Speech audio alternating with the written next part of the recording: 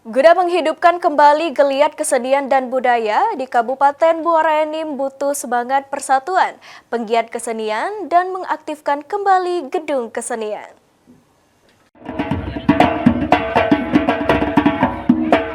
Guna menghidupkan kembali geliat kesenian dan budaya di Kabupaten Muara Enim, butuh agenda kegiatan kesenian rutin dari penggiat seni dan budaya lokal.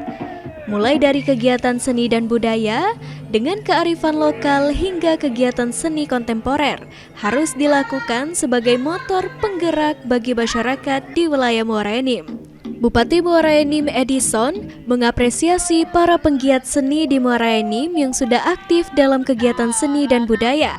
Dibutuhkan kekompakan para penggiat seni agar bisa memacu dalam membangkitkan aktivitas seni dan budaya. Kedepan Bupati meminta tercipta pojok-pojok seni hingga bisa dinikmati masyarakat lokal dan luar daerah. Selain menambah kegiatan positif bagi generasi muda, kegiatan seni akan mengundang wisatawan luar untuk berkunjung. Muara Enim ini kan kalau saya lihat kita amati dan berdasarkan informasi data yang ada banyak sanggar-sanggar seni kan gitu.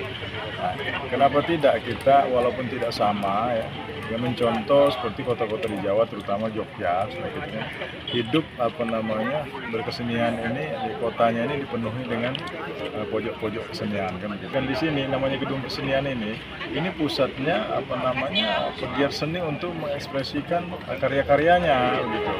Selama tadi kan kita sepertinya masih berjalan sendiri-sendiri. Maka hari ini malam ini dimulai dari pusat.